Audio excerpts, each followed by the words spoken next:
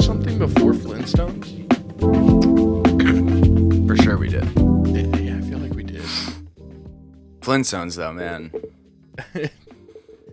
We're gonna talk about Flintstones tomorrow with Ethan. Yeah. But That's a confusing movie, man. it's a great movie. Is it? It's like Wall Street. Fuck. With Charlie Sheen. Holy shit. It is Wall Street. Yeah. Oh my god, it's the same movie. It's just straight up white collar like businessman. I don't want to get too into it because we are drama. going to talk about it, but yeah. the fact that they didn't change the name of CNN and they changed the name of everything else. Immediately. It's so stupid. It was such a but like just the product. I don't even want. I don't we open can't the get Pandora's into box. it. Yeah, But dude, unpacking Flash seems. It's funny. There's Flash. We could start with. What irritated you about Flash? Because I have a few things. I would say, I mean, the biggest irritation I had was, okay, the CG wasn't as bad as I was led to believe throughout, like film The Twitter and stuff. CG was comparable to anything Marvel's put out in the past 5 years. For sure, but they also took bigger swings than a lot of Marvel I movies think have. But like, dude, the suit one I actually liked. Like how the Where suit looks. the suit like goes mini and expands. I thought that I actually liked how that looked. I think that was getting kind of roasted. Was it? Yeah, I think so. I think when they get to like, it's weird. Iron Man. That was the big thing with me on like Iron Man. Iron Man was the shit when he had like the suitcase that like propelled to him. But once it went to the nanotechnology, it's nanotech. Do you like it? Nanotech just became it. It's too much of a loophole. It's not cool. It's not cool looking. When he takes off his glasses and the nanotech surrounds his body and his glasses get absorbed into his wrist, that rocks. That is kind of sweet. It's a very small detail. But Iron Man's suit ups were like comparable to Transformers level, kind of like crazy CG mechanics. True. But nanotech is just like shink. Boop, boop. It's just like like freaking booting up a Mac. What are the bleeps and blips? I don't know. Actually the Flash suit that he had with that like harnessed the energy so it wouldn't overload. I really like that. But like when going through the multiverse, did you get the complete the circuit thing? I didn't really understand that. I just figured I didn't pay attention enough in like physics or chemistry. I don't know which class that would have. Well, so I understand the fact that electricity will flow through your body because I think what the thing because was of water in our body or whatever. But because the fact that you can't shoot it through your fingers Emperor style without fucking yourself up. But if you put your fingers together, it just creates a loop that you can shoot. Isn't that the same action? It doesn't make any more sense. Yeah, honestly, but it requires. It's probably a thing he did in the comic books for sure. So they were like, "This is why." Here's a pseudoscience thing. So, and this is probably one of my bigger issues with the movie in general. Mm-hmm. Don't market a movie using the Flashpoint paradox when you don't even do a single thing that the Flashpoint paradox was. Okay, yeah, so it's like, not that movie even a little bit. Even a little bit. It literally just took I want to save my mom. That's really all it was. And it's just, they completely, I think that was one of the better parts of the movie for me overall. Mm-hmm. Was the scene with this young Flash with his mom. That was a very sweet, heartwarming scene, and I thought the dad, the guy from The League. Mm-hmm. Yeah, I forgot about that. Yeah. And not Future Man, the time travel one movie that he's in. The Time Traveler's Wife? No, good book. Never read that one. Oh. I don't read. Yeah, I was gay for 3 years, so I read that book. No, Future Man. It's not Future Man. Not Transporter. Right? No, that was. No, that's Jason Statham. Yeah. Fuck, whatever. Doesn't matter. Doesn't matter. But I thought usually Chris is our Jamie. Yeah. She's not a good Jamie. Thought you can't roast your girlfriend when she's not here. It's fun. She's on night cool. Did we go draw on her face? Nah. Should we? Can we at least whip cream? Do you have an overly large feather that we could tickle her face with? No, I say let's sincerely try to do her makeup for her. Let's actually see how. Josh, I'll do your makeup if you want me to. We can do our makeup. We can do. I'll do your makeup. That's actually. I know that was you asking me to do your makeup. Yeah.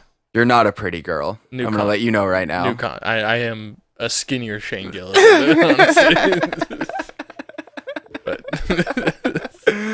Oh fuck! You could fit in the tard section at a football game. Oh no.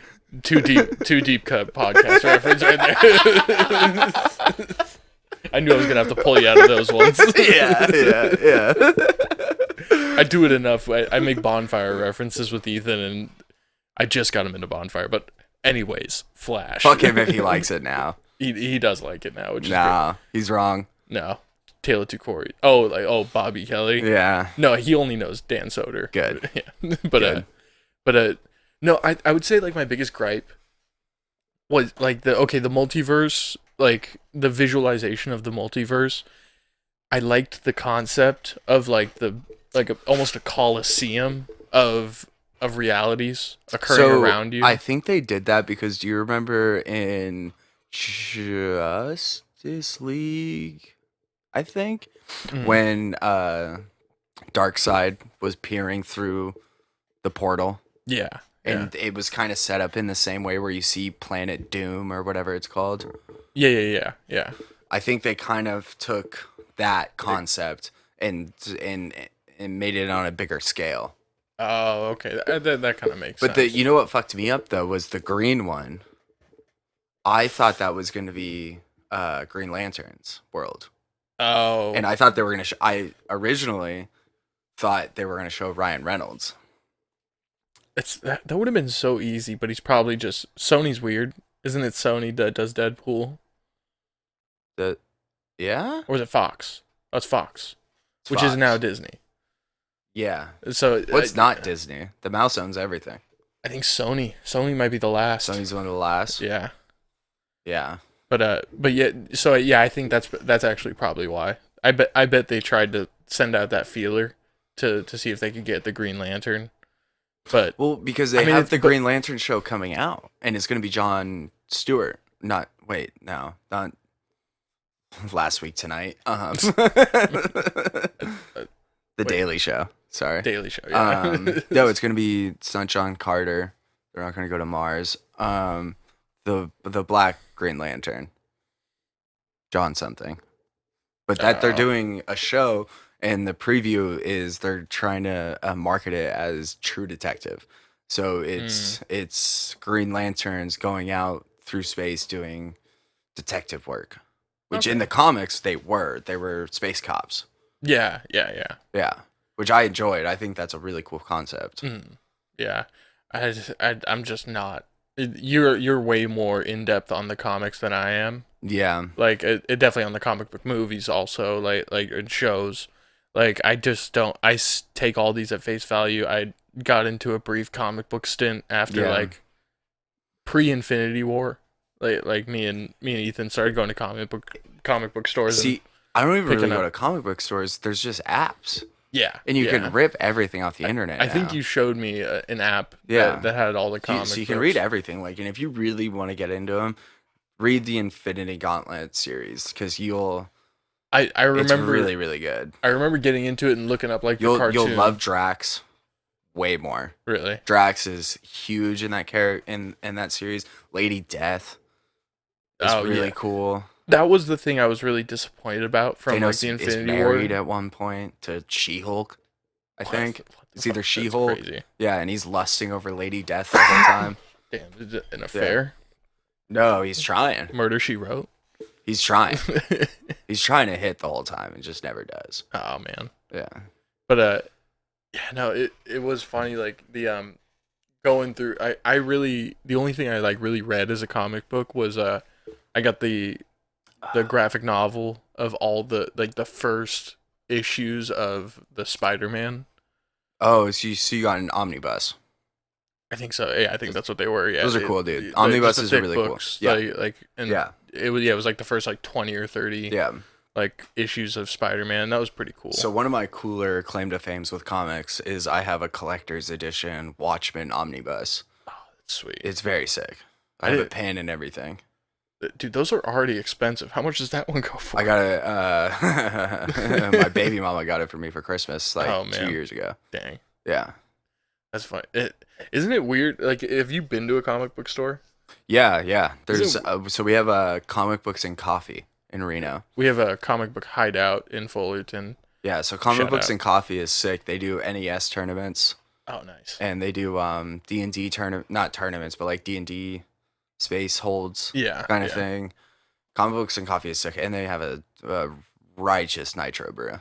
Oh, nice. yeah. Can't go wrong with that. Yeah, but just some thing nerds gacked out on coffee. Yeah. The one thing that they used to do, they don't do it anymore post COVID. I haven't been in a minute, but they used to do grab and reads. So you could get a coffee and you get a book.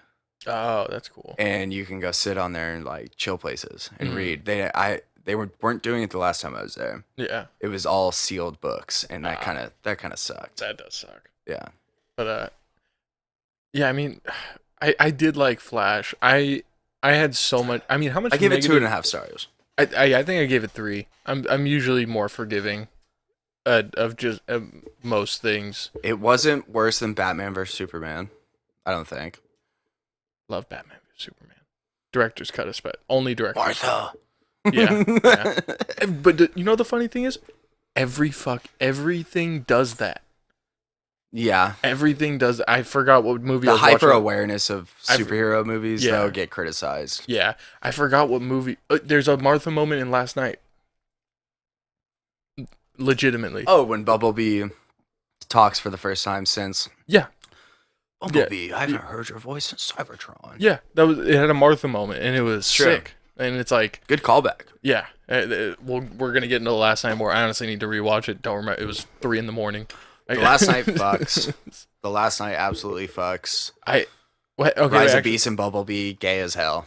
Okay, so let's not even talk about Rise of Beast and Bumblebee yet. Maybe we'll talk about it tomorrow with Ethan. Yeah. But I want to hear. Throw me your rankings for the Bay 5. For the Formers? Yeah, all the Transformers.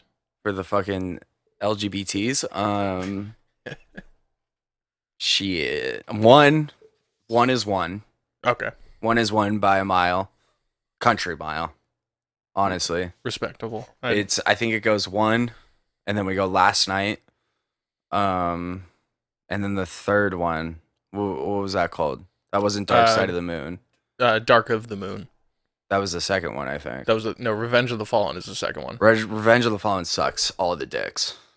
I love it. It's terrible. It's bad. It was a writer's strike movie. I loved it though. So that's the worst one by far. So unhinged. But it's my 1 and 2. That's where we get the actually good Transformer babe. What do you mean? There's a Transformer that is just posing as a human. I don't remember that. Yeah, when he goes to college and there's just a girl that's a hot chick. Yeah, and just hitting on Shia LaBeouf crazy. That's and then she's got the crazy Transformer tongue. That's right. Yeah. Oh, dude, did you ever see great Shia movie?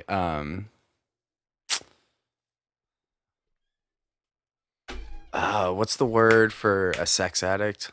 Nymphomaniac. Did you ever see that with Shia? Shia was in that? Yeah, he was the boyfriend. He was the cuck. Oh, jeez. It is such a bummer of a movie. But I watched that at Menlo in the dorms, and I had multiple people walk in. I think I was one of those people that walked in. And I was like, yeah, man, it's a weird movie. Yeah. You're not going to like it. Leave. I think I was one of the only people that walked in where you might have not said that to me. I definitely didn't say that to you. No, but like... And I was... Alec walked in, Blake walked in, Worm walked in. Because it's like a 5-hour movie.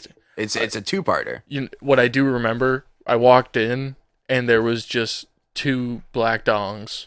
When the African dudes are fighting over who gets to fuck her first. Because it's gay to fuck another chick after your boy fucked her, but it's not gay to stand dick to dick arguing who gets to fuck her first. Inches. Yeah, and there was a lot of inches on screen. Yeah, dude. Oh man, yeah. I see those movies like every once in a while. I see someone review that on Letterboxd and be like, "That's weird." It's good, not great. Yeah, it's weird. It's very art housey. Mm-hmm. There's the final scene is probably one of the better parts of the movie, if not the best part. Mm-hmm.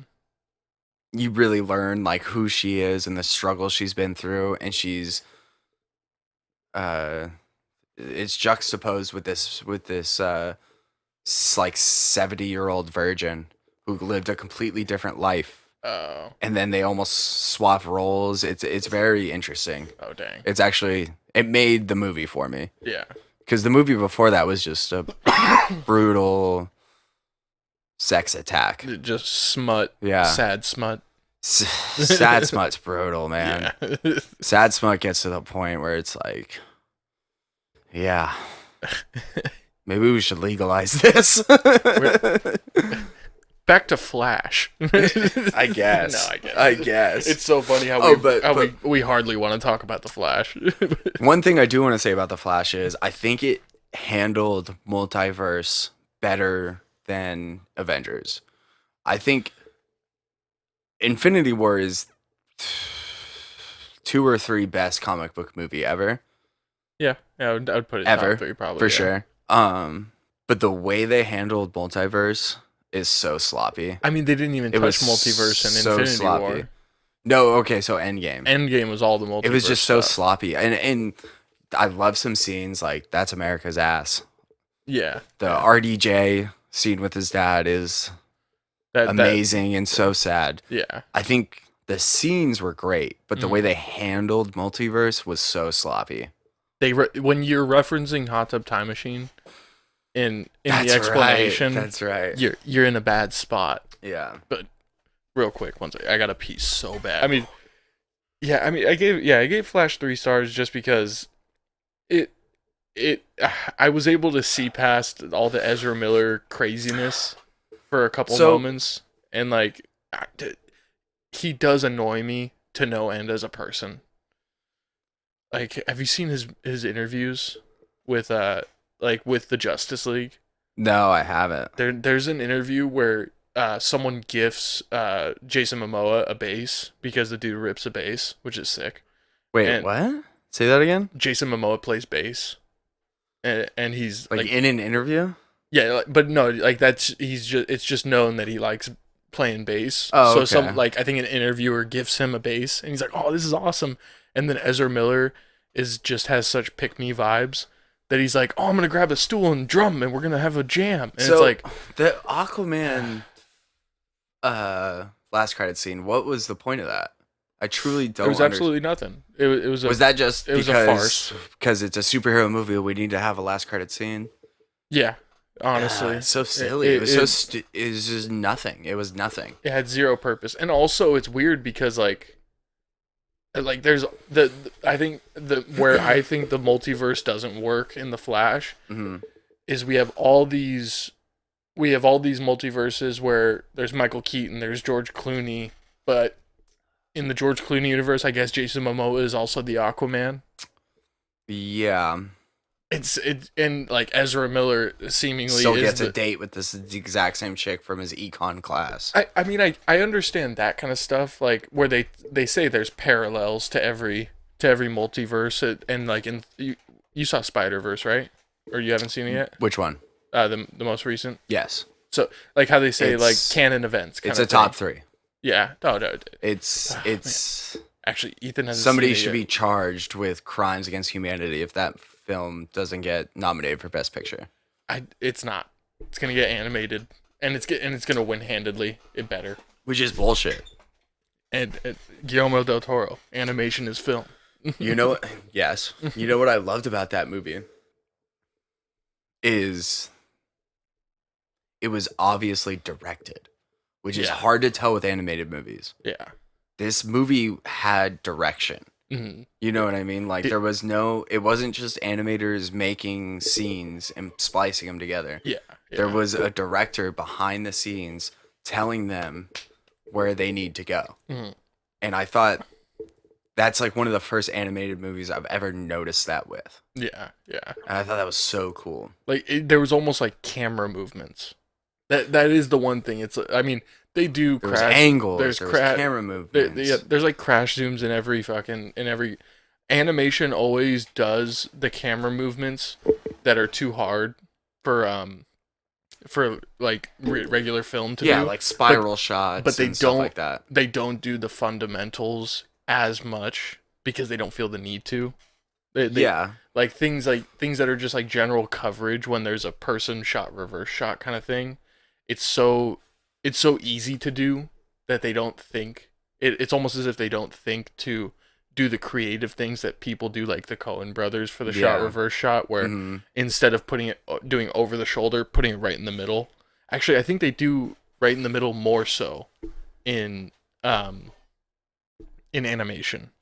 It's all the Coen brothers style of shot reverse shot. You know what I'm talking about, shot reverse shot, right? Explain it, because when you're talking, me and you talking right now, if someone were to be filming it, typically in most movies, camera's going to be behind my shoulder, so you can see the side profile of me talking to you. Yeah. But then you get like corner mouth work. Yeah. The Coen brothers do put it right in the middle, kind of like the That 70s Show thing where it spins. But it doesn't spin for the Coen brothers. Typically. Wes Anderson actually did that a lot.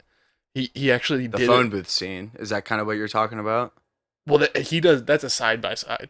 That's just a split frame. Oh, okay.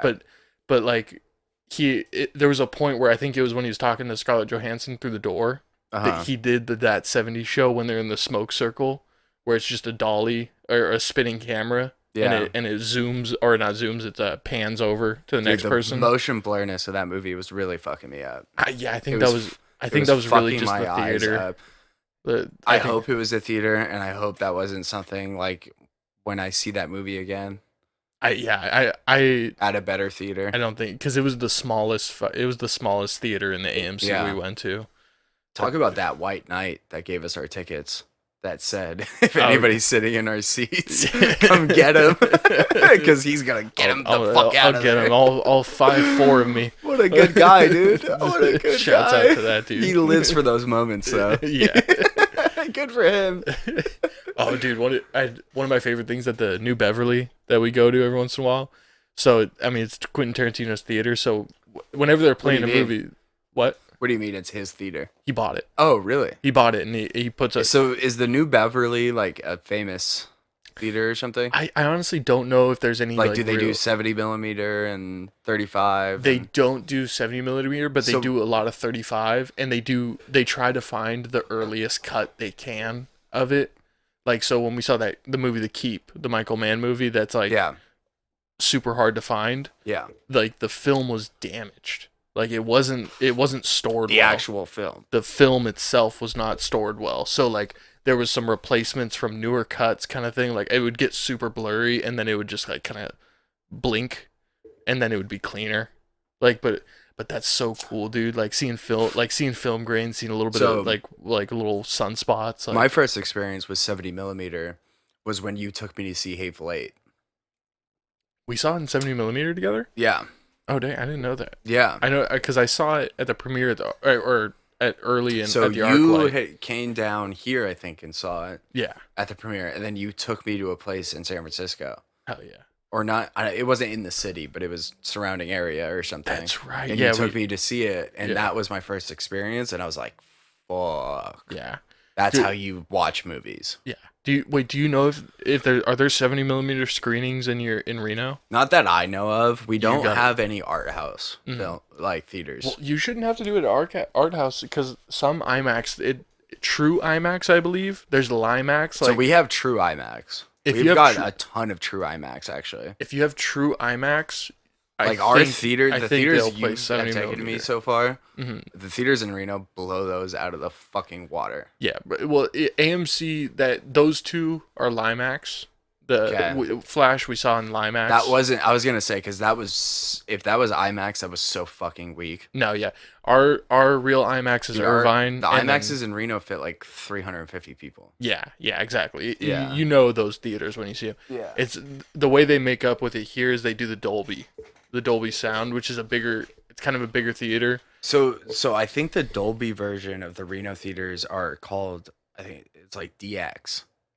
I know. I think those are different. Are they the same thing? No, I think those are a little different. Because I prefer. I don't love IMAX mainly because it's not recliner seats. They go back just a little bit. No, they don't even go. They're normal seats. Really? Yeah, they're comfortable. Comfortable enough. At Irvine, I think they go back, but they literally go like a third of the way back that the ones we were at today do. It goes like just a little. Yeah, like so airplane reclining almost like. Yeah, so. Those ones, the ones in Reno are full lazy boys. Oh, nice, yeah. And I love that. Mm-hmm. And the 4DX theater is like the sound enhanced one. Mm-hmm. And one of the first movie I ever saw with it that made me actually fall in love with that style of theater was live action Tarzan. Oh, really? Yeah, because there's a scene in the beginning. It's a dog shit movie. Yeah. But there's a scene in the beginning where there's gunfire. Mm-hmm. There's like M1 Garand gunfire, which is a very specific style of gunfire. Yeah. As he's swinging through the trees, and in that theater, you could hear like the rope swing, the grip on the grass, and then the whoo, whoo, whoo of the fire, and then the ding click of the M1 Garand. Like, the M1 Garand clip. Yeah. It was sick, and that like made me fall in love with that style of sound in a theater. So I wonder. I don't know if I'm mistaking it for something else. Well, Ethan will be able to hash this one out for us tomorrow. But I feel like we're just like we're commandeering this podcast, and and then what do you mean? And then even though I have all the equipment, Ethan's gonna show up and be like, "No, you're all dumb. You're all dumb. You got all this wrong." But I thought 4DX was like the like 4D where like your seats rumble to like the sound of stuff. Like it wasn't that though. Like, okay. No. Not at all. Not 4DX. Do you have that though? Have you seen that? I would have seen that for Way of Water. It's a big kids movie thing. I don't even know if Way of Water would have been a great one. I think Life of Pi was the first one. It might have been. That really made that pop off. Mm-hmm. I just looked this up. Galaxy Theater Company, which is the main theaters in Reno, that's like literally all of our theaters are Galaxies. Yeah. Is a non-profit theater company founded on the south side of Chicago by John Wagnum in 2016. So it's not owned by AMC, Cinemark, anybody. And it's a non-profit. That's crazy. Dude, and I'm telling you, like, they're great fucking theaters. I mean, theaters haven't been making profit for a long time, but I don't believe that. Nah, I know. You can hire. They're doing all right. Endless amount of 16-year-olds. Yeah. There's an endless well of minimum wage workers. Yeah. To one gets shot up every now and then, but I'm not gonna lie. Every time I go into a theater, I do scope it out. Do you? And just look for who it would be. I can't live my life like that. It's too stressful. But for me, it's Natasha does that, and it's too stressful, dude. It's only when I walk in, like when we walk into any venue in general.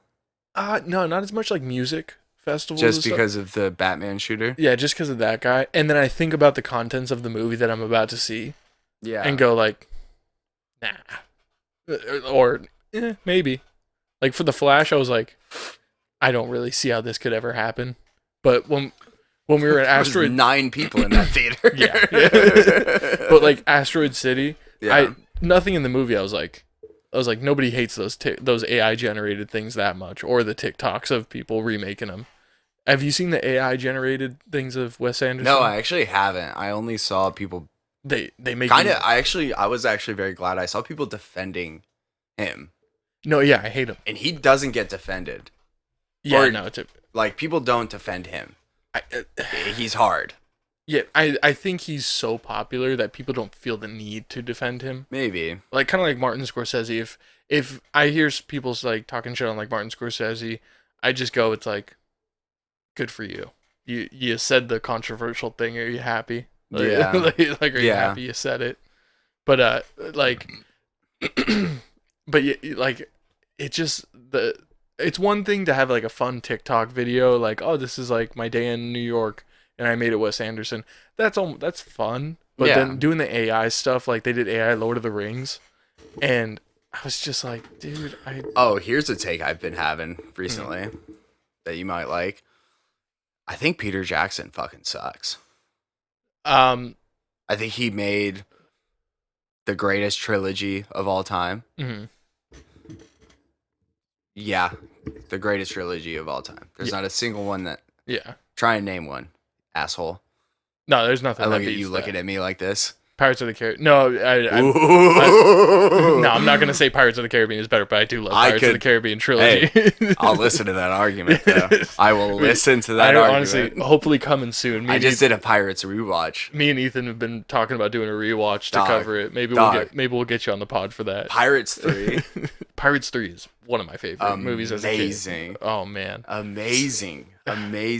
Pirates 2 has the design of Davy Jones, or not Davy. Yeah, Davy Jones, right? That's his name. The octopus monster. That is amazing CG work. That is some of the greatest CG ever. Like it's comparable to Transformers 1. It looks immaculate, and none of the tentacles. The monster design, dude, and on the whole ship, the monster design is amazing. Yeah, the shark head dude, the hammerhead shark guy, like it's all sick. Barnacle Boy. Yeah, Barnacle Boy. No, but wait, I want to circle back to Peter Jackson because, okay, what has he done?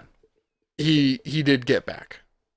That's the only Get Back? The Beatles documentary. Oh, so we've covered it on the podcast. Get fucked. I could film a Beatles documentary and make it good. You can't do what he did. Maybe I gotta watch it, but you gotta watch it. So what he did, that's like making a documentary on Jimi Hendrix. Like, but it's good no matter what. But you can pull interviews from the most legendary people, get them to say, "Oh, Jimi Hendrix is the best," or "The Beatles are the best." Yeah. But what you can't do and what I can't do is have 0 interviews.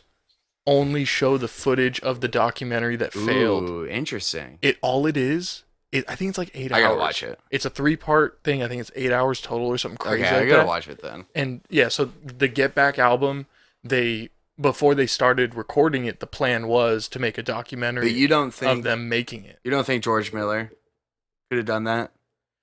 I don't think George Miller would have had the patience to do it well. George Miller does not have patience to do that kind of thing. But I'm just saying, like... George Miller doesn't like dialogue. That wasn't good because of Peter Jackson. I think it was.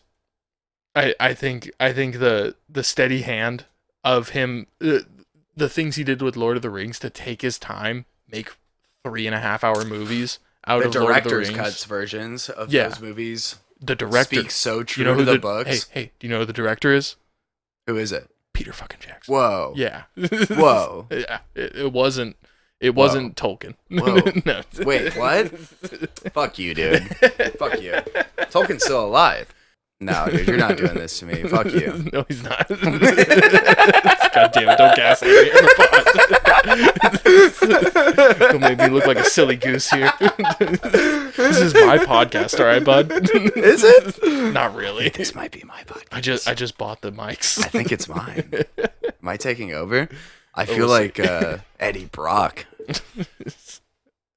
No. Venom suit coming over you. No, okay.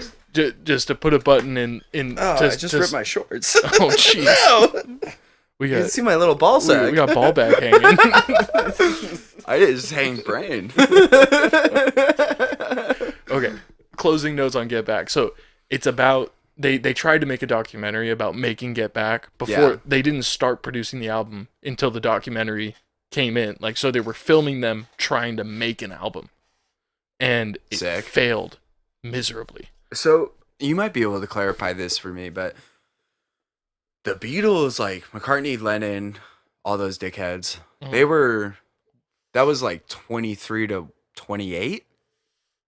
Like their age? Like no, like they were like, so like McCartney and Lennon were like what, like 23, 24? When they started? What Yeah. do you mean? They were... And then they broke up before they were 30. I think before they were 30. I think they were like 29. That blows my fucking mind. That's nuts, dude. That they were just psychotic geniuses. Yeah. And like at the end of their rope by that point. That's fucked up. Yeah. It's nuts. You shouldn't be 25 coming out with Revolution. Like they went through so many they went through so many stages of their career before their 30s. They went through the whole Beatles before their 30s. They did the Beach Boys for 2 albums. Yeah. and then they started making basically alternative rock. Yeah, and psychedelic rock. Yeah. Psychedelic rock was their last stage. And they were 27. So I don't know if the orchestral rock was their thing, because I know Rolling Stones was. I don't know the lineage of when I think Rolling Stones popped off later 60s. So I don't know when they became like the can't always get you what you want. An American sensation, I feel like, until 63, 64. Really? Yeah. Right? I just realized this podcast always turns into a music podcast when Ethan's not here. Yeah. Yeah. 2 for 2 here. What should we circle back on? Do you want to hop into some nice guys? What do you want to do? I feel like we should tie up the Flash. So yeah, I mean, it was a good button on the Barry Allen or on the Ezra Miller Flash. You don't like Ezra Miller as a person? No, as a Flash, I don't like you as a person. I don't give a fuck about Ezra Miller. But on the pod, you like me, right? No. Oh, this is my podcast. This is mine. No, but Ezra Miller is a, on top of being a wild criminal, serial criminal. All right, that's an unbearable human. I think you just got to stop watching interviews. I don't know, man. Stop diving so deep into this shit. But I don't. Out of place, out of mind, brother. Have you heard about the criminal offenses that he's done? So what? So many. Didn't De Niro knock out his wife? Probably. I'm not gonna act like I actually give a fuck about other people's actions. But no, but that's what I'm saying. Through all that, Michael Jackson still listened to his music. Yeah. Ezra Miller. We're on Thriller right now, dude. Ezra Miller still didn't hate the Flash. I think he is a very good Flash, because I do believe his boyish attitude. Yeah, and his weird quirky sense of humor kind of the Flash translates. Isn't. In comics and everything else, he's not like that. Yeah, he's boyish. And a guy named Barry Allen doesn't sound. No, he's boyish. Yeah, but he's not quirky and weird. Yeah. Flash in the comics is a good-looking, blonde-haired white dude with blue eyes. Kinda. Yes. Yeah. He's a jock. Mm-hmm. He's a dork, but that doesn't make you quirky and weird. Every superhero is kind of a dork for the most part. Like. So, but I do believe his boyish attitude. Yeah. From Ezra Miller. Yeah, absolutely. And this, I don't know. Perks of Being a Wallflower hit me at a very certain time in high school. Yeah. And he just killed that role. That was his peak, I would say. That was his first feature, I think. And peak. Yeah, which is brutal. It sucks. No, but I don't know. I have certain issues with the Flash. I don't think the CG. I have a bad eye for CG, but the CG wasn't bad. The CG wasn't bad. It wasn't Quantumania. It wasn't nearly as bad as a lot of Marvel movies have been and gotten away with. Yeah, but gotten away with making so much money. Yeah, but I think they're in an impossible position with the Flash where there's such a need for heavy CG. Yeah, like with every moment that he's gonna go super speed, there's gotta be it's almost 100% CG immediately.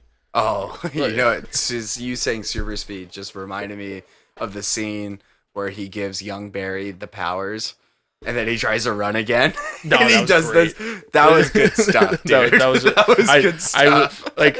Because it holds it it holds it off for just long enough for you to make the joke in your head again. Yeah. Of, is he gonna do the weird running motion, but go nowhere, and he does it, and you're like, oh, that's fantastic. He's running like a fucking Jesse Owens.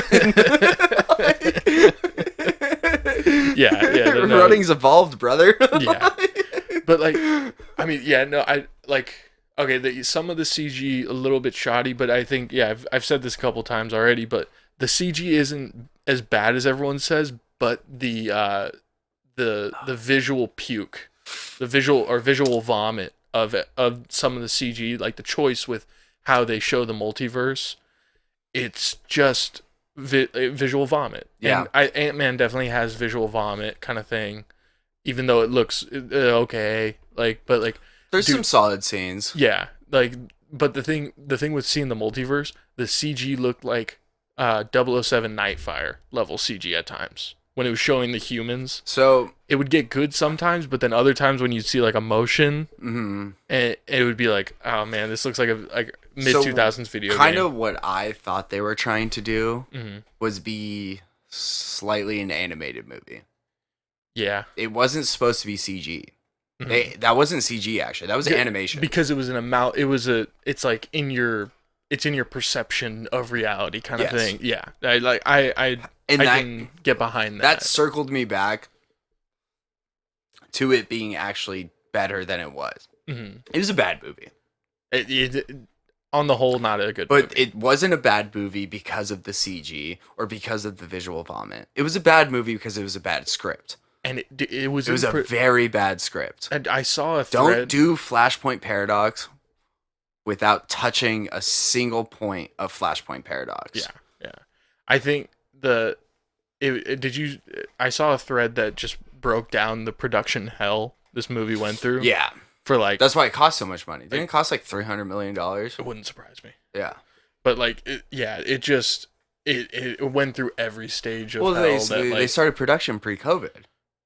Way pre-COVID. Way pre-COVID. They went through like 4 directors or something like that. I think there were like 3 treatments, like script treatments. Interesting. Like it was something. They made crazy. It worse probably every single time. Yeah, probably just became the mother in Barbarian. Like by the end of it. Yeah. Actually. Oh, nice. There we go. Nice. Speaking of, have you heard about his new movie that's coming out? He's gonna do I forget what it's called, but he compares it to, have you seen Magnolia? The Paul Thomas Anderson movie? No. Is that Cruise? Yeah. No, I know what it is. I haven't seen it either, so this is a great topic to bring up.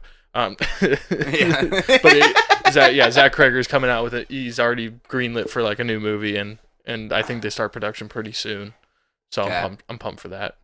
But cool. Maybe we should watch Magnolia. we probably should. We should. Yeah. That's been Ethan keeps pestering me on that one. It's like I know. Yeah. As a Cruise stan, which I am glad we're fellow Cruise stans. Oh, he's the only movie star left in the world. It's funny. I think we've talked about Tom Cruise in every episode.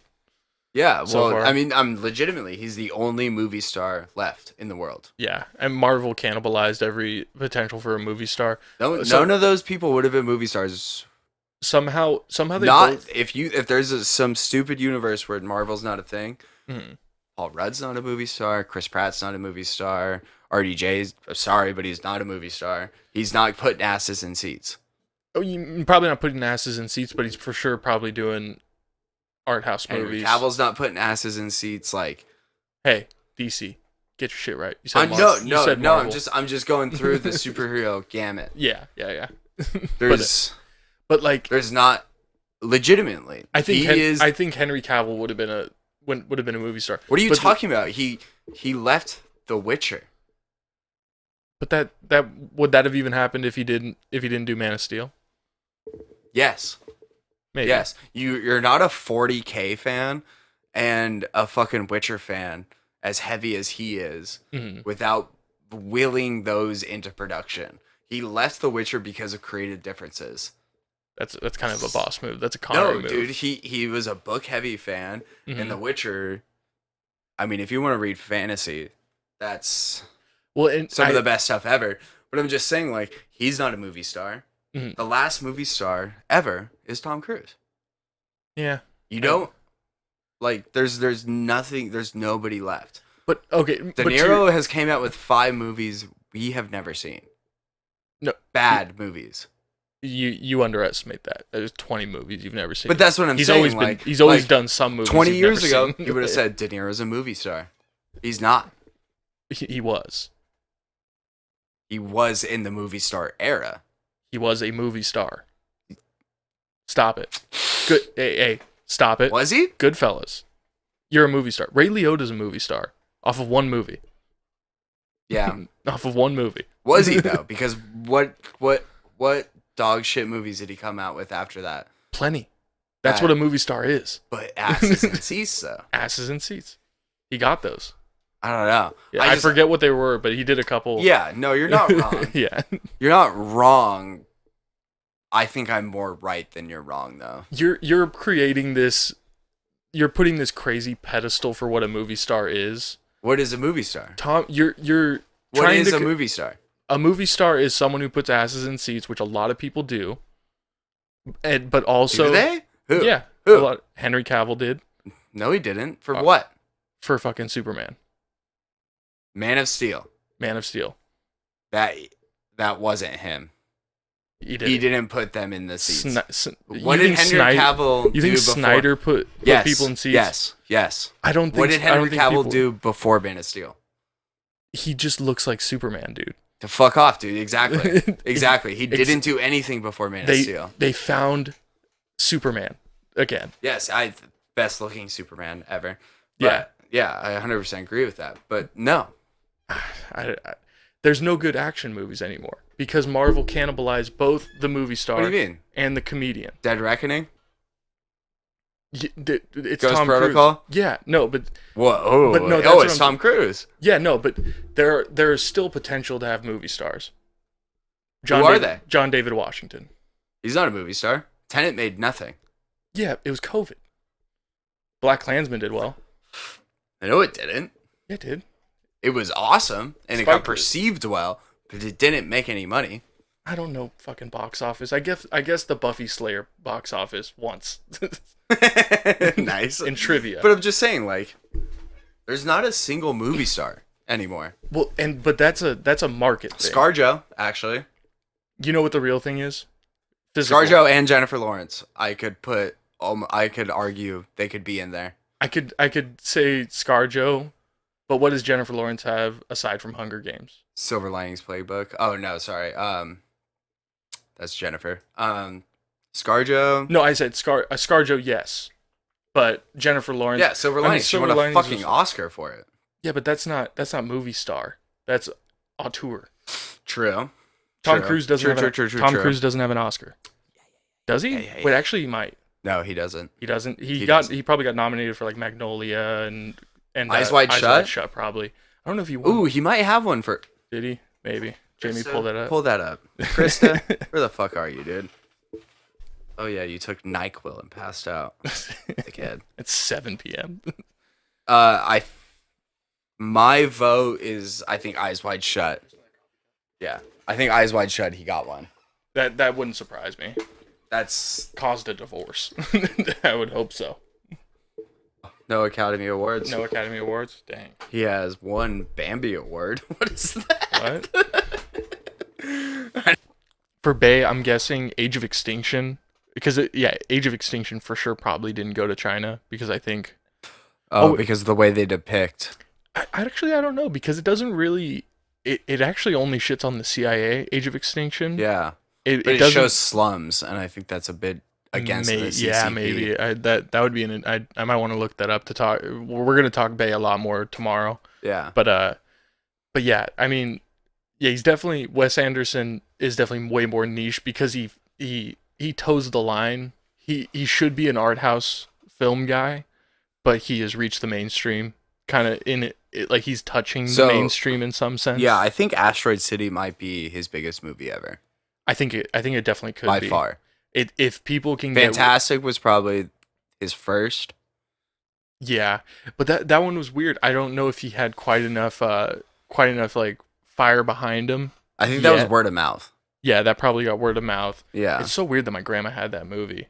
Like, my grandma Sick. didn't even really know it, but, like, I just threw it on one day, and, like, that was, like, one of my favorite movies of my childhood. That's some of my favorite voice acting ever. Yeah. Probably. No, fantastic. And Yeah. just the whole, you cussing at me?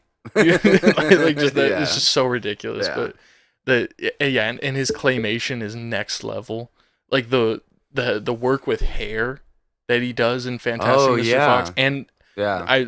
one of the bit, like... You know who did the best work with hair recently was James Cameron with Way of Water. The whole way he made hair flow was... Yeah. Well, and just being in water. To depict the underwater, it was like he legitimately did the impossible. Yeah. He did Mission Impossible. Yeah. Yeah. And make a water movie. Make a $2 billion movie and somehow get a profit. What did it hit a bill in like 2 weeks? It hit a bill so quick. So fast. Yeah, that's so nuts. But no, like Wes Anderson, I think, I'm definitely biased towards all of his movies. They're just adorable and fun. But like his see, I think if you don't read into Wes Anderson, it's adorable and you fun. love him. Yeah. I disagree with that, because I think the more you read into, there's two ways you can go about reading into him.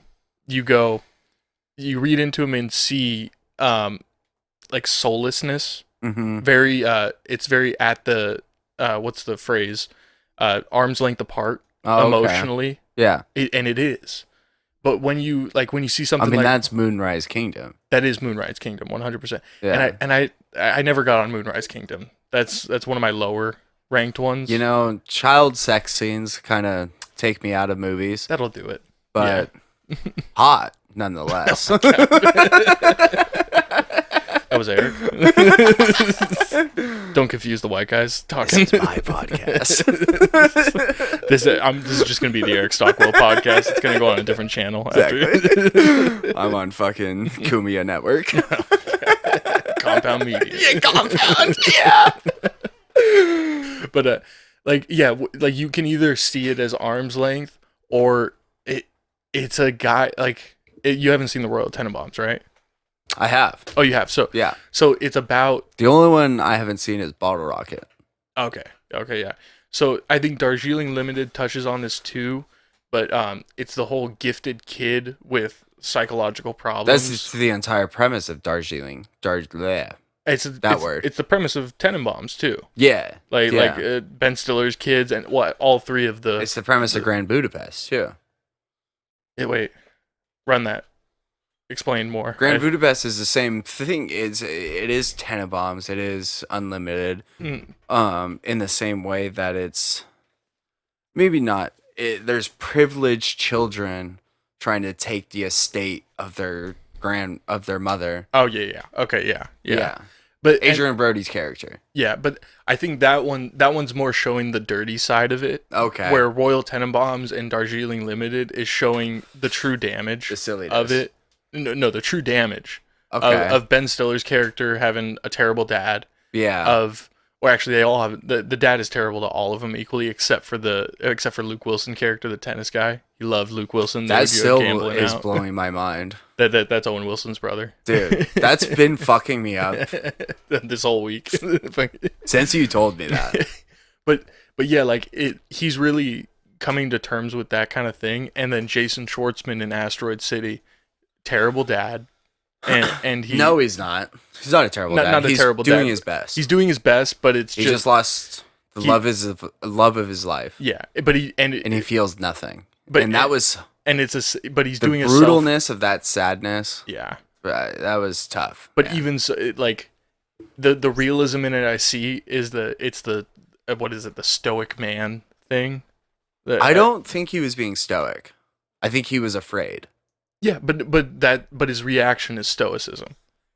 I don't agree with that. He doesn't react. Where does he react? Besides putting his hand on a hot plate. That's the only reaction. How real was that reaction? No, it was real. We just had this whole discussion about not feeling anything. I need to feel pain. Yeah, but that's the thing. The whole movie is him trying not to. I don't think he was stoic. I don't think it was him not trying to feel pain. I think it was a displaced father trying to understand his own emotions. But what do you do when you're trying to understand your own emotions? Do you omit them? No. Stoic man. I don't. Maybe I'm just perceiving stoic as the wrong way, but you're perceiving stoic as a white knight thing. Yeah. And it's not that simple. It's more for your. It is a selfish act to be the stoic man. I think it's the most. Oh no. See, I think he was being so selfish. Yeah, no, that's what I'm saying. It's a selfish act. Oh, I thought you said selfless. Sorry. It is a selfish act, posing itself as a selfless act. Yeah. You don't want to burden people with your emotions, but in true reality, you don't want to deal with giving people your emotions and saying, "What do you think?" So I don't think he was trying to give his children his emotions. No, I think he was trying to keep his children safe. Exactly. Which is the ultimate dad move, the ultimate forgetful kind of displaced dad. And I 100% agree with that. But then that circles back to people say Wes Anderson is at arm's length. He doesn't feel the emotion, like he doesn't translate emotion. Yes, he does, dude. There's more emotion in Fantastic Mr. Fox than anything Marvel or DC has done. Yeah, absolutely. Yeah, like the nuclear family dynamic in Fantastic is amazing. And like him trying to understand his son, like really trying, not doing it though. Not doing it, but trying. Yeah, constantly trying. And being faced with the cousin who's like the all-star athlete kind of thing, takes up on uncle's sport, whatever. What was the sport called? I don't know. Dude. I don't remember. That was always one of my favorite parts as a kid, explaining the rules. I love that so much. Oh, fuck. But yeah, like honestly, French Dispatch is probably one where I probably there's not as much emotion except for the arm's length emotion perfectly describes the artist. Perfect Bird. Yeah, I think it nails it because that's a great description of that part of the movie. Yeah, it's almost paradoxical that people say it's arm's length because that means you just don't understand that it's brush length for him. It's arm's length because of whatever he's gone through, kind of thing. But it's not, folks. It was brush length, right, for him. I'm not catching that. Sorry, explain it. Folks. It was brush length. You keep saying it. The artist. Paintbrush. All right. Fuck me, I'll go hang myself outside. Fucking swing and a miss. I'm sorry, man. I would... Folks. That went over this house, dude. Catch a fucking 737. Fuck you.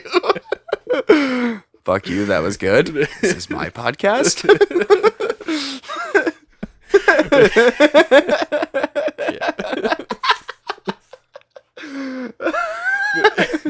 We're gonna edit this out. Yeah, we're gonna have to edit out the laughs. But, oh man, where was I? I don't know, dude, man. I threw up a detour sign. I feel super bad. The stoicism stuff was good. Yeah, I think we still disagree. I think you just misunderstand what I mean by the stoic man. Even in your description, I don't think he was being stoic. I think he doesn't want to put dirt on his kids' plates. Yeah, but even with ScarJo, he did have those conversations of talking about the alien and going and even does anything feel different now? And Scarlett Johansson's is a different strain of that, where she is so desensitized by her lavish life that she pretty much diagnoses herself as a sociopath. They both did. Yeah, they both kind of did. And I mean, that's the thing. It's just what's the who? there's even like a line where it's like, what's the point of like telling other people how you feel? Like a hyper-aware sociopath. Yeah. That's an actor. Yeah, exactly. That's a writer. That's a photographer. Yeah. And I did not expect this one to be such a commentary on cinema itself. So that's kind of what I was trying to get at, was that I think this was a middle finger to art in general. It's weird because I definitely I think the artist in French Dispatch was his love letter to art. Mm-hmm. I think this was his middle finger. Yeah. The Edward Norton character, you mean? Or Adrian Brody's character? Oh, Adrian Brody. Yeah, the tortured artist. And no. Wait, what part are you? Well, Adrian Brody's the one. He's just down on his luck. He's getting divorced. But all living in the studio. All he has is the production. Yeah. Like so, and it's not even a question. It's just like, well, I'm here, like kind of thing. Like yeah. But yeah, I'm excited to rewatch just for the production part of it, because it just opens with Bryan Cranston just throwing 20. Didn't love those parts. And I would say those are the weaker parts for me. Didn't dislike them. Yeah. But his speeches get so wordy. That's just a Wes Anderson thing all the time. I know, but it's just hard. They're throwing information at you at like 100 miles an hour. With thesaurus. Yeah. Yeah, you need a thesaurus sometimes. Yeah. That's why, like, it's funny. I almost wish Bryan Cranston and Stephen Wright's character were, wow. That was a big one. That was a big one. Yeah. I almost wish they were flipped. I wish Stephen Wright was throwing the context. This is the segment where we break down Wes Anderson frame stories. You know what a frame story is? No. Frame stories is, okay. This is the Canterbury Tales segment. Shut up. Shut the fuck up. So the Canterbury Tales is like the legendary frame story book, okay. I think. And it pretty much it goes, there was this guy and a chicken. You know, this chicken tells a great story. And then it goes into the chicken telling a story kind of thing. So you're telling a story about me and you doing a podcast. And then you go, and then I thought about this time I was hanging out with XYZ, and you tell that story. The story is about the story you're about to tell, but in the context of the whole whatever film, movie, book, like whatever, it's about us podcasting kind of thing. So in Asteroid City, it starts off as a Twilight Zone almost explanation. Maybe even I love that. Maybe even I love that. I didn't pick up on that, but you're so fucking right. I couldn't tell if Bryan Cranston was doing. It was either a documentary about the movie. Doing Twilight Zone. I think it was Twilight Zone. You're so right. Twilight Zone this is a fictional movie, and then it even goes at first. Play. It was a play. Yeah, fictional play, and it even goes as far as. It goes, here's the play we're going to talk about, but first we're going to talk about the writer who wrote it. So there's like multiple frame stories within just the black and white scenes themselves. And Grand Budapest did it maybe in the most tight fashion. French Dispatch, I think, did it in the best way, the most interesting way. We talked about this a couple days ago with, I asked you the significance of black and white in Oppenheimer. Oh yeah. And you said it's the real stuff. Do you think it's the same with this? I mean, it 100%. It's the real stuff. Because, well, in the context of this film, what you're supposed to perceive is that the black and white is the Twilight Zone episode. You're watching a Twilight Zone episode, so that's reality. Yeah. And then the thing, the movie of the story of Asteroid City with Jason Schwartzman and Scarlett Jo, nobody in the reality of that Twilight Zone episode knows what this movie is. Yeah. It's just an idea, kind of fugazi. Yeah, it's a woo. It's a wazi, it's a woozy. But it's wazi, it's nice. But no, so like Wes Anderson, I think my review of like the French Dispatch was Wes Anderson must have fired the guy that stopped him from making too many frame stories. Okay. Because like I get what you mean now. That's what it is. Like Grand Budapest is great because like it's very tight and it gets right to it because it starts with the writer of I forget exactly how it goes. The writer of a book. Yeah, no, that's French Dispatch. Grand Budapest. It's the writer of a book explaining the book, and then it goes into the book about Zero as an old about Jude Law, the journalist. I think he's the writer of the book as a young man, going to the Grand Budapest and asking Zero, who now owns the hotel, about the Grand Budapest, how he became the owner of it. And then they tell the actual story that everybody knows, Grand Budapest Hotel. Yeah. So there's 3 frame stories there. Might be 4. Interesting. Might be 4 technically. But then the French Dispatch, it's a very concise frame story. They establish it well and say, this is a newspaper. Bill Murray is the editor. We're going to go to everybody's room and talk about which story. They reference each story. What's going on? Like, Stephen Wright's been writing for hours. Let him do it. He's great. He's gonna do great. Yeah. But the added caveat that they do great in that, almost I think every writer, we talked about this earlier, but every story starts with its own frame story before it gets into it. Interesting. Because in a way that they're telling their column in a different setting or place. So Owen Wilson, he's kind of just the general, like, what's going on in the city, and he does it through a bike ride, and he explains all the boroughs and all that stuff, the development of the mall, evolution, what it used to look like, what it looks like now, and then who inhabited it, who habits it now, and then what's it? Frances McDormand is a man on the street kind of thing, like she's just going guerrilla style journalism kind of thing. Stephen Wright's my favorite frame story, not my favorite story. I honestly don't. Oh, Tilda Swinton does the artist, and she's doing a prison piece at first, right? She's doing a prison piece into and it goes into the story. Yeah, she's doing a speech at a big auditorium, and then Stephen Wright's doing a talk show, and my favorite part of it is he goes like, "Oh, is it true that you have a pictographic memory?" I think is what they call it, meaning he can remember. He has like photographic memory, so he can remember exactly what he wrote and recite it on command. Mm-hmm. And then it goes like, the host is like, "Can I hear you do this little ditty for me?" And he starts a little bit, and he goes off on the diatribe. And he's like, "You want me to continue?" And then we're into the story. Yeah, and it's just like that. Those little writing isms, I think. Where Ethan and I differ, Ethan's a visual guy, which is why he's Bay, all that stuff. I get way more into the writing, like the clever little I'm in between quips. Yeah, you definitely toe the line for us between the two. Yeah, and you were probably more visual before me. I probably because I got you into weird shit. Yeah, you definitely got me in the weird shit. But yeah, that was my Wes Anderson diatribe. He's great.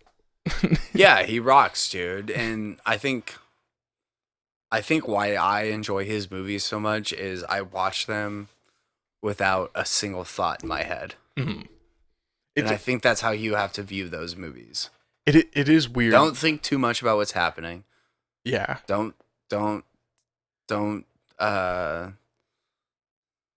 taxidermy these characters and take them through don't look at the anatomy of everything. Yeah. Just watch and enjoy. That's what Bay is. Yeah. For me, like just watch and enjoy. Yeah, they do share that similarity where characters are more conduits for the story. They don't do character movies. No. Like movies that'll like I'm sure like Limited was a bit of a character movie.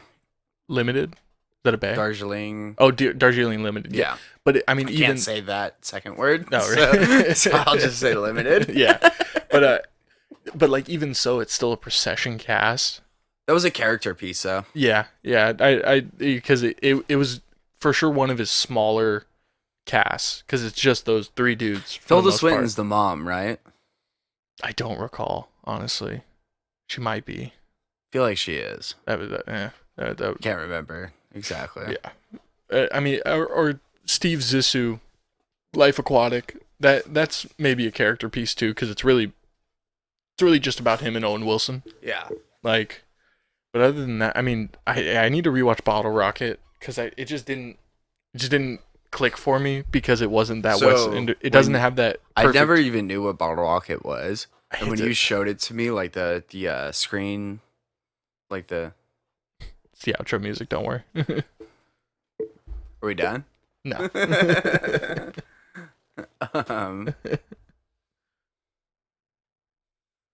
Still elevator music. It's a nice little jazz, though.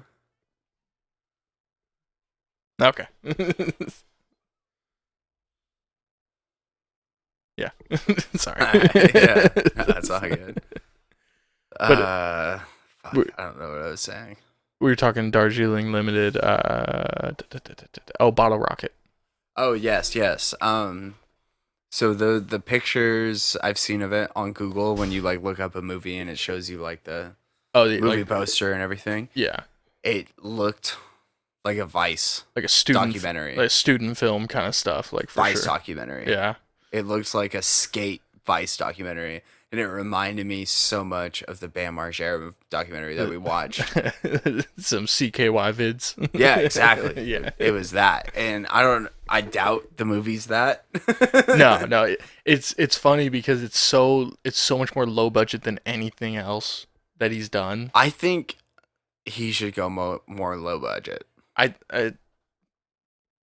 Yeah, probably. I think this was probably his highest budgeted movie. Mm-hmm. And what I did love about it was that the set design looked like a play. Yeah. Like the outskirts of the city clearly looked like a flat surface with depth. I thought that was very cool. Like adding depth with a movie with a flat surface, I thought was very cool. That's another thing I love about Wes Anderson with his like cinematography. Robert Yeoman, I think, is his cinematographer. The crazy stuff they do, like the shot in with when Jason Schwartzman and ScarJo are talking between the window. I think it's the scene when she's in the bath. It's kind of like the Tarantino. Did that scene fuck shot. You up for a second? Did you think she was dead? Yeah, just for a second, it landed. I believed it. Yeah, it hit me. I was like, "Whoa, she actually did it." Yeah, but fuck yeah, brother. in that shot, so she's laying in the bathtub, and the shot I think is just outside the window. Yeah. So I think you can even see the frame of the window, and then you can see there's like a Chanel cologne or a perfume on the stool. It was giant though. It was giant, and it almost made me think. I was like, "Is this Is this shot actually closer than I think it is?" No. And it's just why it was giant? Because it's so close to the camera. No. Why? How I perceived it was, this is a play set that needs to be big for the back row audience. I could see that, yeah. That's how I saw it. Well, that might be stupid.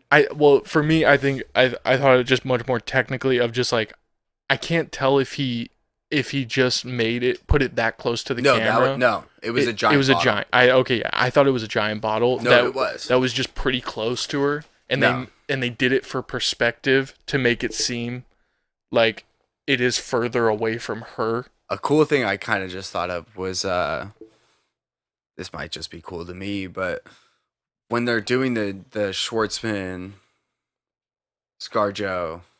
The window talking window shots. The window is it's a camera view. Yeah, no, he does that. So the lot. window's the camera view, but we're seeing not the camera view. Yeah, we're seeing just behind it, kind of. Yeah, thing. Yeah. I think that's a really cool way to set certain perspectives on characters. I was gonna bring up a moment in Grand Budapest when they're on the train, and it's like it's shot through the back window. There's a perspective of like a cargo, one of the cargo train blocks, and the doors open, and it's literally just like an inch of the frame on the outside is the doors. Yeah, and then it shows I think the army like going through.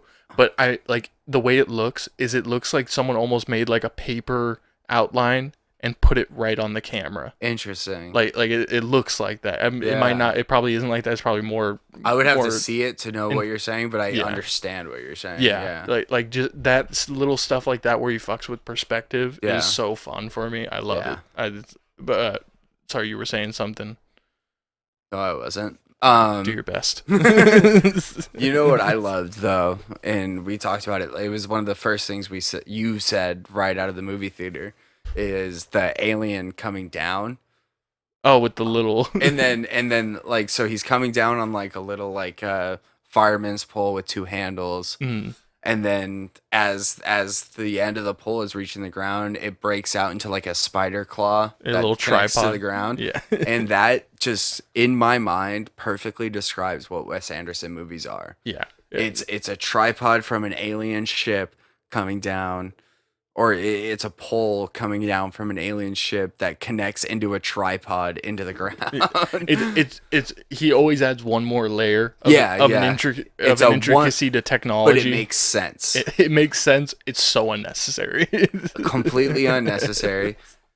Great alien, by the way. Fantastic. Great alien. The way he looked around, pose for the picture. Pose for the picture. Dude, posing for the picture. I really hope might be some movie magic. I really hope that wasn't written. Hey, bud, it's claymation. It was written. I know, but it was just like, I hope that was one of those things that was like, oh, you know what would be funny if he just kind of posed real quick. Like, because it was just so funny. Yeah. It was so fucking funny. This was one of his funnier movies. Absolutely. Yeah. Yeah.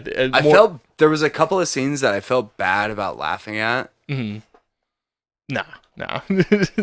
But it just made me laugh. Like, there was some scenes with the dead mom's ashes. Yeah, that made me laugh. Hilarious, dude. when one of the daughters threatened to stab fucking Tom Hanks, dude. Great. So dude. It's one of his funniest movies, and some of the funniest parts are with the daughters. They're the most tragic characters out of any movie he's ever had.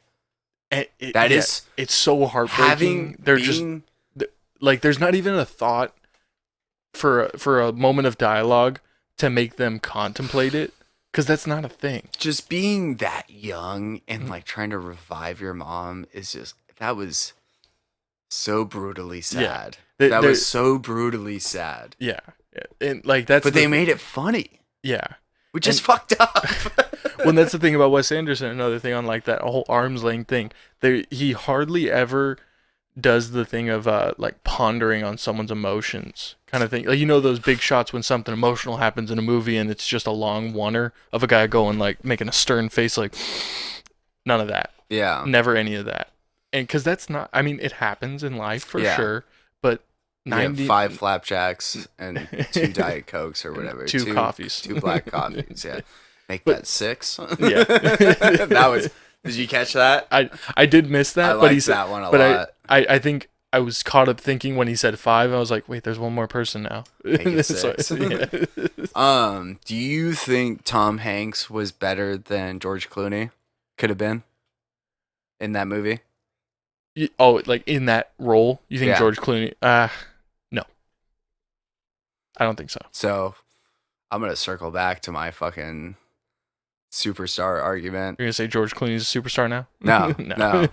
Tom Hanks ain't a superstar. Oh, that's right. Yeah. I remember you were saying that. Tom Cruise.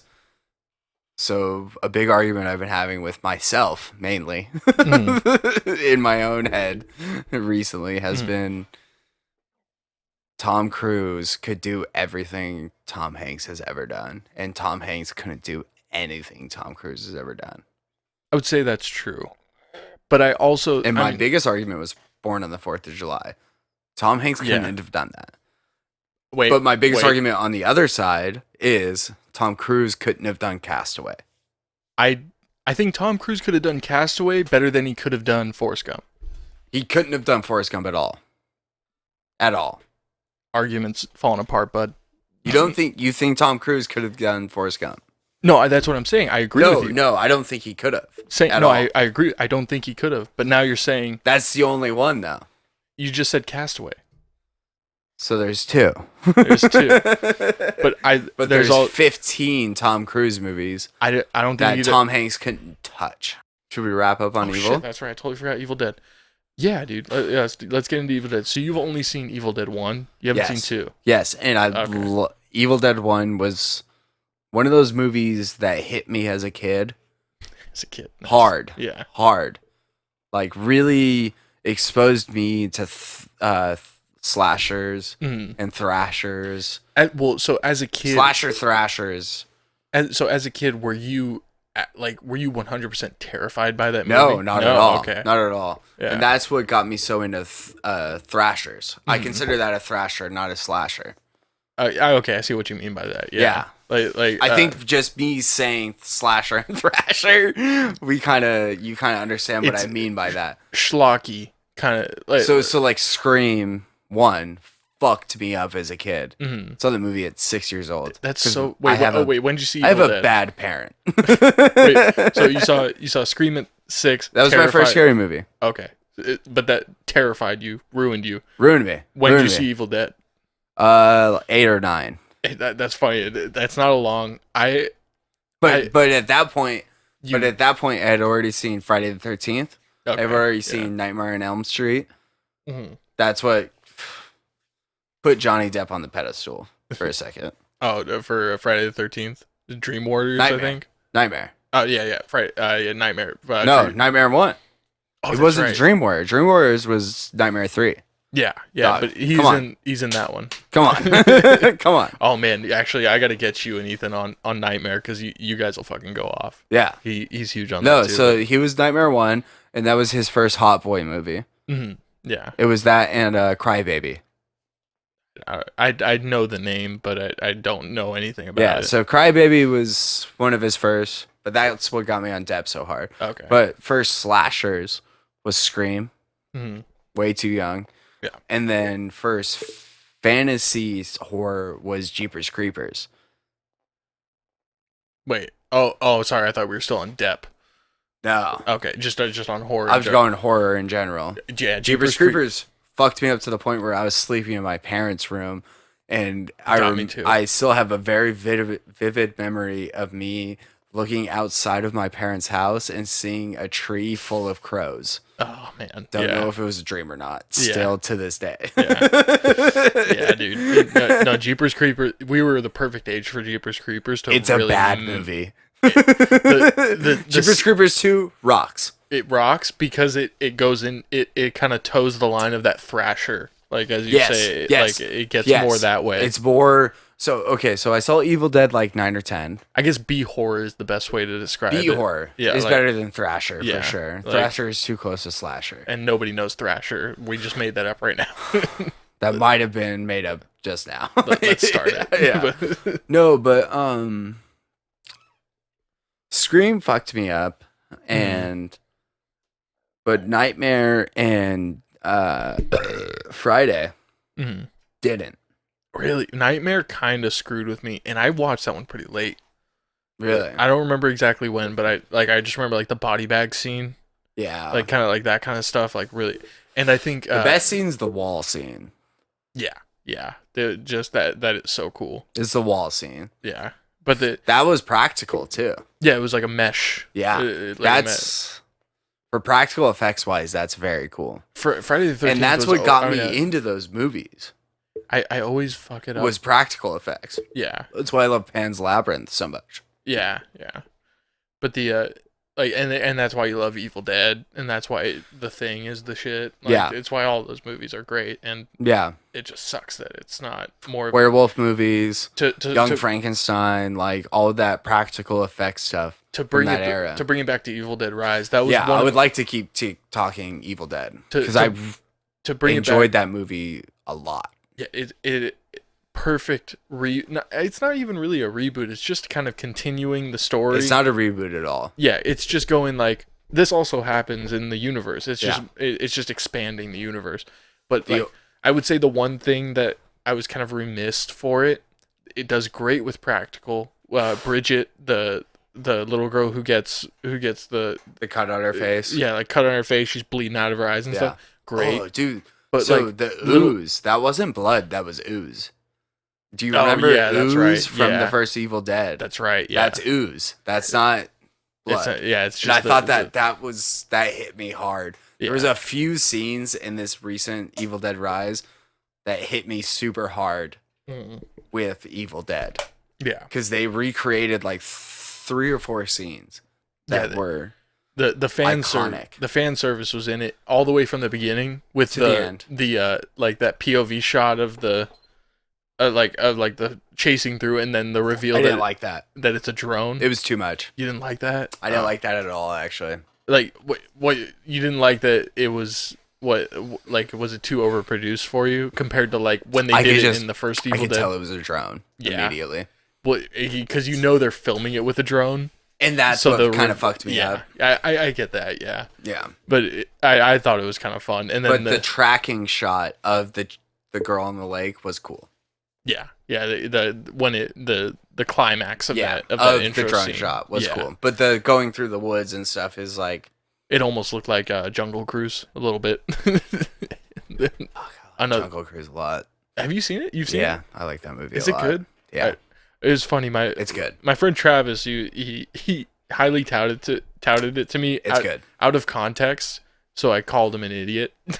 just on principle. You understand that though, right? Yeah. No, I get it. Yeah. It's okay. It's not good, but it's good. It's fun.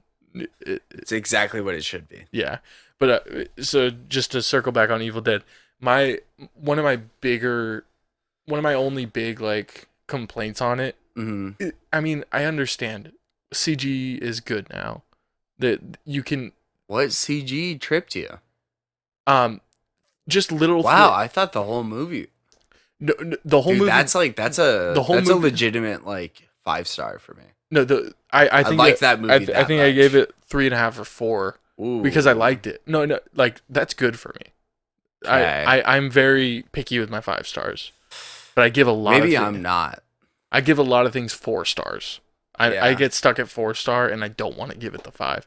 But maybe I'm just not. I don't know. The star thing, it's dumb. Yeah. I do it all the time. Sorry. But the CG thing that kills me is little things like when she splashes into the tub, mm-hmm. and it's a CG water splash. Yeah. I think back to Friday the 13th with the blood geyser. So it's not supposed to be real. But that's how I'm reading the scene. That's too. It's not too heady for me. Okay. I want it's water, dude. No, it's not. It wasn't water.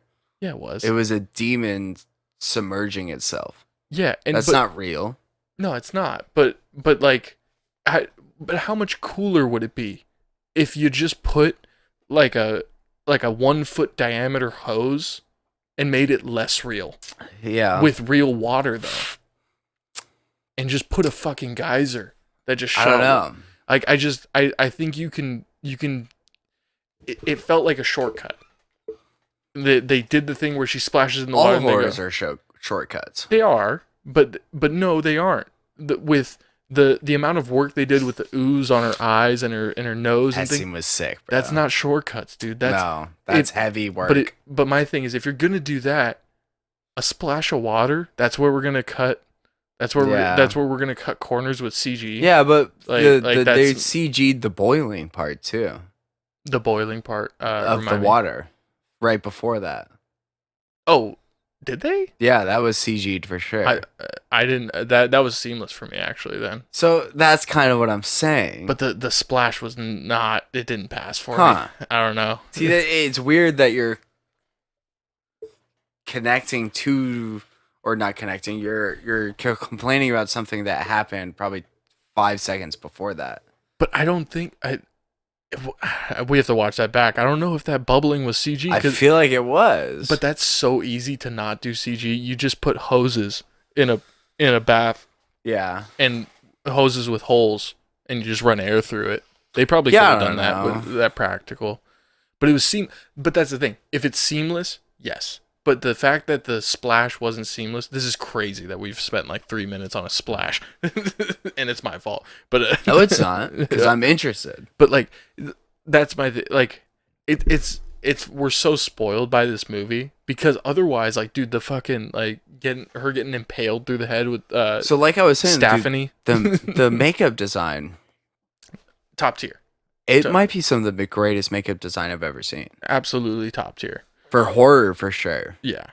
I'm trying to think. Nightmare 2 is up there for me. Mm. Friday the 13th 3 does a really good job. Has any other horror? Oh wait, so wait, let's run through the horror of this year. There's a Megan, Smile. Didn't see Megan or Smile. I did. Yeah, I haven't seen Megan. Actually looked very good. It looks fun. I'm like yeah. Megan looked really good. I've had Evil Dead Rise was my legitimately probably one of my more favorite horrors in like 10 years. Really? Yeah. Damn. I really loved that movie. Yeah. No. I think it's a great installation in the Evil Dead. And that's why I'm touting the makeup design so much, because that's what makes horrors. Dude, and Alyssa Sutherland's performance. It blew my mind because I legitimately didn't think it was her. That's why I asked. I was like, was it the same actor? Because I didn't believe it was her. Yeah, no, she's so good in that. That's good. That's good stuff. And dude, just the thing that blows me away about that movie is the pace. We watched so fast. We started it. That was the funniest thing. Last night we started Brawl in Cell Block 99, so slow. And we were talking. It felt like we were talking for 2 hours, and then we look over and there's like he's still making a life with his Cell Block wife. 99 yet. He hasn't even committed the crime that got him there. Yeah, dude. And Evil Dead Rises was ending for 55 minutes. Yeah, dude. Yeah, I think like Bridget gets possessed and there's still like 40 minutes left or something crazy like that. Bridget L. No, Bridget's the Bridget's the daughter. Yeah. Maybe 20 minutes. Good possession. Yeah. She was a cool possession. Having her be a specter within the sheets was really cool. That was a cool throwback to old school 80s ghost movies. Yeah. Opening with straight goblin mode, dude. Goblin mode on the kitchen counter. Dude, the gargoyle? Yeah. Going full gargoyle on the kitchen sink is wild. Gotta love it, dude. Yeah. No, that was yeah, man, the body horror, man. Like, it's funny. Like, yeah, Ethan and I always talk about we hate the sewing scissors, but the cheese grater. The cheese grater was sick. I think my favorite horror version of this movie was the knife through the kid's arm. Oh, really? I think the butcher knife or the kitchen knife? I think that was some of the best. Like, so that was an ode to Japanese 80s horrors. Yeah. Japanese 80s horrors used to do that a lot. Mm-hmm. And that was that. Real limb torture kind of stuff. Limb torture. Wow. What a great way to describe it. Yeah. Limb torture and the elasticity of flesh. Yeah. Within the stab. And it just like the balls on the story. I mean, it really showed its cards when like the kids down the hall just got brutally murdered in the hallway. You're like, no chance. The movie goes, no chance. The movie immediately sets the precedent right there. It's like, I am comfortable killing children. Which is a weird thing because it doesn't happen a lot in movies as much as but when it does, it's so respectful. It's set up to legacy characters though. This is not respectful at all. Yeah, no. I know. I would like to see it. Those are legacy characters. Like if they want to make her the new Ash, I'd be down. Like kind of thing. The chainsaw scene got my dick rock hard. Oh yeah, dude. I told you. I texted Ethan right after going to the movies and said like, I don't know what this like. I'm learning new stuff about me, but I cried. Like not That's cried, sick. But like I got like when you hear the good part in a song and you get like the tingles in the back of your neck and you start welling up with tears.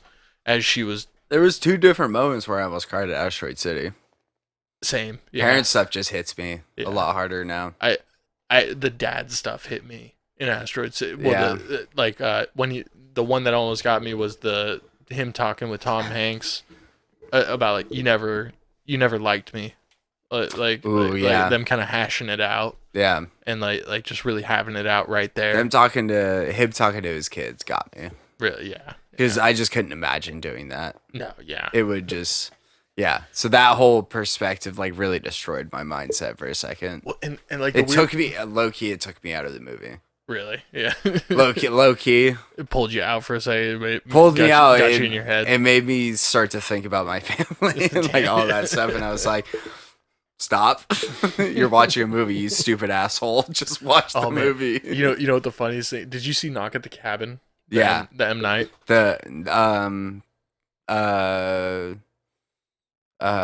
Drax. What's his name? Batista. Yeah. Here's a take. Mm-hmm. Batista's the best actor came out of the WWE. I think I had that take too. I think I agree with you. It's hard. I think it's like by far. I think John Cena in Peacekeeper is great. John Cena might be untapped. Weirdly, he's been in the game longer than Batista by far. Way longer. By far, but I don't know if he's gotten the roles 100% to equate to Batista, to show off like Batista did. Yeah. He's gotten more roles than Batista. But I think he's been he came up in the era in like the mid 2000s of like when Stone Cold got condemned. It was post Rock. Yeah. Like everybody got, like all those WWE guys got it, but Batista got the Marvel, which got him the clout, and then 2049. But he got Drax before that. No, I'm saying 2049 is what sold me on him. Yeah, no, absolutely. That I think everybody like seeing that like changed it for. And he was so great in Knock at the Cabin. Dune. Yeah, sorry, I forgot about Dune. Yeah, his in this next part, you're gonna love him. Yeah.